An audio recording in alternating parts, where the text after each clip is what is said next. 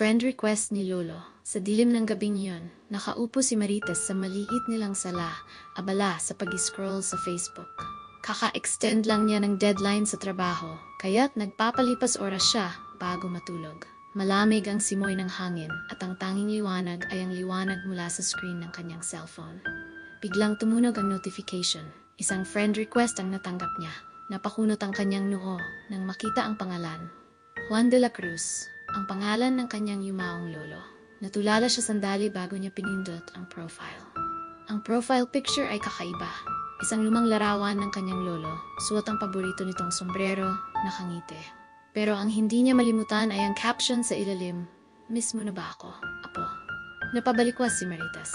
Gawa-gawa lang ito, sigurado siya. Pero nang makita niya ang ibang detalye ng profile, kinilabutan siya. Petsa ng pagkamatay ni Lolo ang nakadisplay bilang date joined at may ilang litrato sa timeline na tila kinuha mula sa lumang album ng pamilya. Kinabukasan, sinubukan niyang balewalain ang nangyari, iniisip na baka prank lang ito ng kung sino man sa pamilya. Ngunit habang nag-almusal, tinanong niya ang kanyang ina, "Ma, sino kayang gumawa ng Facebook account ni Lolo?" Ang weird, may nag-send sa akin ng friend request. Tumigil ang ina niya sa pagkain. Halatang nabahala. "Walang gumawa nun, anak. Sino bang may access sa mga litrato ng lolo mo? Hindi nga kami marunong mag-upload ng ganyan." Mas lalong nanindig ang balahibo ni Marites. Sa gabing iyon, muli niyang binuksan ang account ni Lolo Juan para tingnan kung may iba pang kakaibang detalye.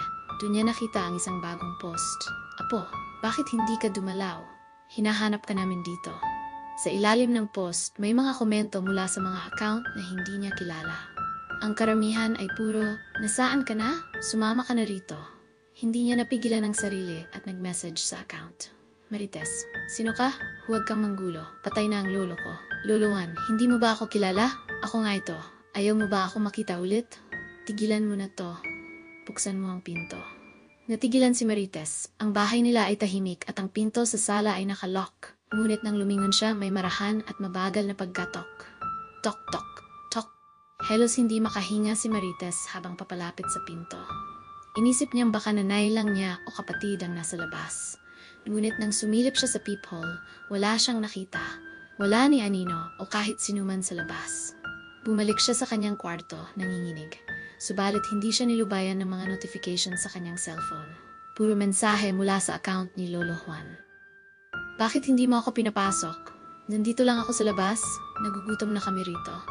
Kinabukasan, sinama niya ang mga pinsan niyang sina Rico at Ana sa sementeryo upang bisitahin ang puntod ng kanilang lolo. Doon nila napansin ang isang kakaibang bagay. Bukas ang mitso. Nakalabas ang kabaong at tila may kumakaskas mula sa loob. "Ano to? Sinong gumawa nito?" tanong ni Rico. Halatang kinakabahan ngunit nagpakatapang. Habang papalapit sila, narinig nila ang isang mahinang boses mula sa loob ng kabaong. Para itong boses ng isang matandang lalaki, humihingi ng tulong. "Tulungan niyo ako. Hindi pa ako tapos dito." Sa kabila ng takot, si Rico ang unang nagbukas ng kabaong. Ngunit wala siyang nakita. Walang bangkay sa loob. Sa halip, may lumang cellphone na nakapatong sa unan kung saan dapat naroon ang ulo ng kanilang lolo.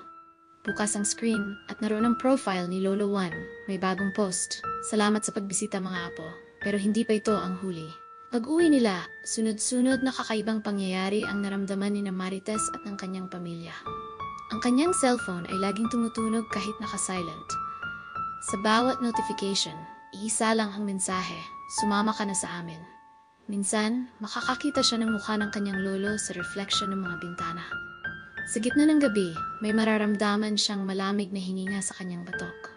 Ang kanyang pinsan namang si Ana, biglang nawala matapos ang isang video call. Ang huling narinig mula sa kanya ay ang sigaw na, "Huwag, ayoko pa." Lumipas ang isang linggo at wala nang sumagot sa mga mensahe ni Marites. Ngunit isang araw, tumunog ang kanyang cellphone. Nang buksan niya, isang live video ang nagplay. Nakita niya si Rico, umiiyak sa isang madilim na lugar. "Marites, tulungan mo kami. Huwag kang magtiwala sa kanila," sigaw ni Rico. Bago matapos ang video, narinig niya ang isang pamilyar na boses sa likuran ni Rico. "Apo, oras na para magsama-sama tayo." Sa sumunod na araw, natagpuan ang cellphone ni Rico sa sementeryo. Walang Rico. Walang bakas ng kahit anong nangyari. Hanggang ngayon, bukas pa rin ang account ni Lolo Juan. Araw-araw itong nagpo-post ng mga litrato ng pamilya, pati na ang mga huling larawan ng mga nawawala. At tuwing undas, may bagong friend request na dumarating sa mga kamag-anak. Hashtags, #friend request na ilolo, horror on social media, nakataka na pamilya, undas horror, digital haunting.